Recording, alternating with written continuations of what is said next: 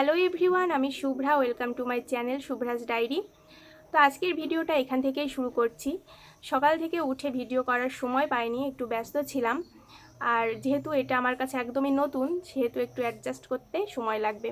তো আজকে কিন্তু আমার হাজব্যান্ড সুন্দর করে আমের আচার তৈরি করেছে। কালকে আম কিনে নিয়ে এসেছিলো, তো সেই আম দিয়ে আজকে সেই আচার তৈরি করে রেখেছে। আমি আমের আচার খেতে খুব পছন্দ করি, তো সে এর আগেও আচার করেছিল। তো আবার বললাম যে এটুকু ফুরিয়ে গেলে আমি আর কি খাবো, তুমি আবার আম নিয়ে এসো, আমের আচার তৈরি করব আমরা। তো আমি তো পারি না, সেই করেছে সব। আমি তার পাশে বসে বসে একটু গল্প সল্প করেছি, এটাই তার হেল্প। তো এইভাবেই সকালটা কেটে গেল। তো তারপর সে কাজে চলে গিয়েছে। তো এখন কিন্তু আমি স্নান করব, স্নান সেরে এসে রান্নাবান্নার কাজ করব। আজকে এখান থেকেই শুরু করি। আর সকালে থেকে সত্যি কথা বলতে একটু ব্যস্ত ছিলাম, যার কারণে ফোনটা বের করেছি একটু ভিডিও করব, সেটা সময়ও পাইনি। তো যাই হোক, আর গরমের মধ্যে ভিডিও করা যে কতটা কষ্টের সেটা আমি এখন বুঝতে পারছি। কারণ আগে তো শুধু ভিডিও দেখতাম, 10 থেকে 15 মিনিটের একটা ভিডিওর পেছনে যে গল্পটা, সেটা তো আর বুঝতাম না।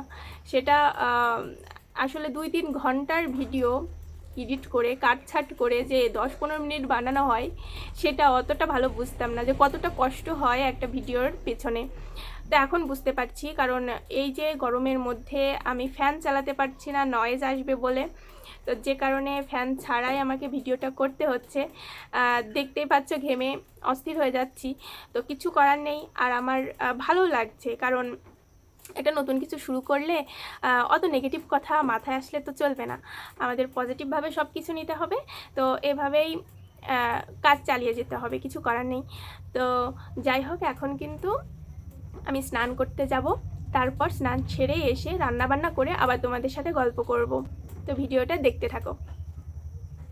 এদিকে বড়বাবু কখন বাজার থেকে এসেছে আমি কিছু বুঝতেই পারিনি। তারপর বাইরে বের হয়ে দেখি সে চিংড়ি মাছ কাটাকুটি শুরু করে দিয়েছে। তা আমি বললাম যে তুমি রাখো, আমি কেটে নিচ্ছি। বলছে না, তোমার মাজা ব্যথা হয়ে যাবে, আমিই করে দিচ্ছি, কোনো সমস্যা নেই। এত ভালো হাজব্যান্ড কোথায় পাওয়া যায় ভাই। এই দেখো, এখন সে আমার জন্য আচারও তৈরি করছে। আচারটা কিন্তু হেভি টেস্টি হয়েছিল। তো দেখো, স্নান করে চলে এসেছি। আর স্নান করে আসার পরে মনে হচ্ছে আরও গরম লাগছে। তো কি করব, স্নান না করেও তো পারি না, আবার স্নান করলেও বেশি গরম লাগে। তো যাই হোক, গরমের মধ্যে এতটুকু কষ্ট করতেই হবে। তো এখন আমি একটু চুল টুল আঁচড়ে তারপরে রান্না করতে যাব।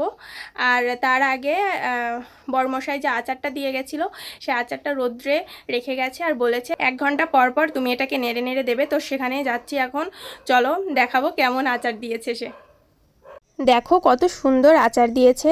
আমার এখন ভয়েস ওভার দিতে দিতেই কিন্তু জিহ্বাতে জল চলে আসছে। তো যাই হোক, আমি আচারটা ভালোভাবে নেড়ে চেড়ে দিলাম, সে যেহেতু বলে গেছে তো নেড়ে দিলাম।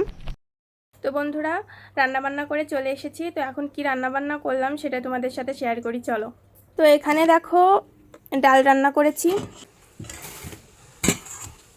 আর এটা হচ্ছে কাল বড়মশাই চিলি চিকেন করেছিল সেটা।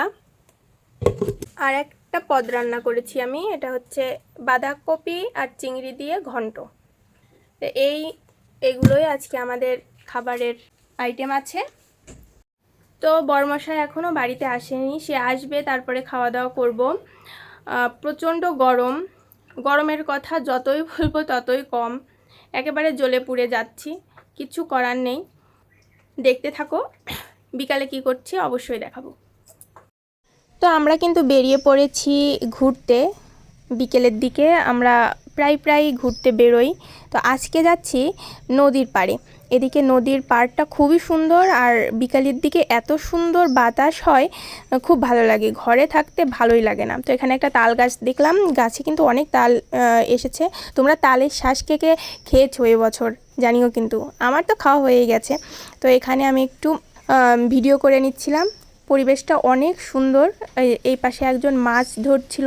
তো বরমশাই ওটা দেখে বলছে যে আমিও মাছ ধরবো, কালকে থেকে কিন্তু আমি ছিপি নিয়ে আসবো।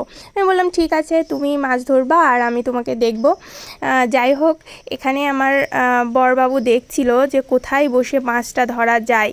আর এ দেখো, এদিকে কিন্তু নৌকা নিয়ে কিছু লোক মাছ ধরছিল, খুব সুন্দর লাগছিল।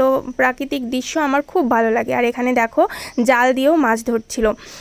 তো বিকালে এদিকে গেলে মনটাই ভালো হয়ে যায়। তো যে কথা সেই কাজ, বর কিন্তু মাছ ধরা দেখেই বলছে আমি এখনই শহরে যাব, গিয়ে ছিপি কিনে নিয়ে আসবো।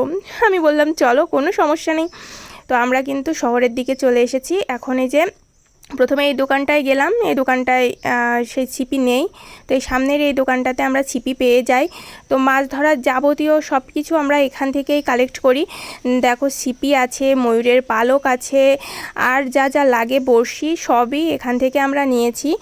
তো কালকে থেকে কিন্তু আমরা মাছ ধরবো, তো তোমরা দেখতে থাকো, মাছ ধরার ভিডিও অবশ্যই দেবো যদি মাছ পাই। তো এর মধ্যে একটা অঘটন ঘটে গেল, সেটা হচ্ছে শহরের মধ্যে এই ব্রিজ থেকে একটা মহিলা নিচে নদীতে লাফ দিয়েছে। দেওয়ার পরে তাকে খুঁজে পাওয়া যায়নি। তো পরে আমরা জানতে পারলাম পরের দিন, তো সেই মহিলাটা কিন্তু আর বেঁচে নেই। এখানে থেকে লাফ দেওয়ার পরই সে হচ্ছে নিচে কাদার মধ্যে গেড়ে গিয়েছিল, যার কারণে তাকে খুঁজেও পাওয়া যায়নি।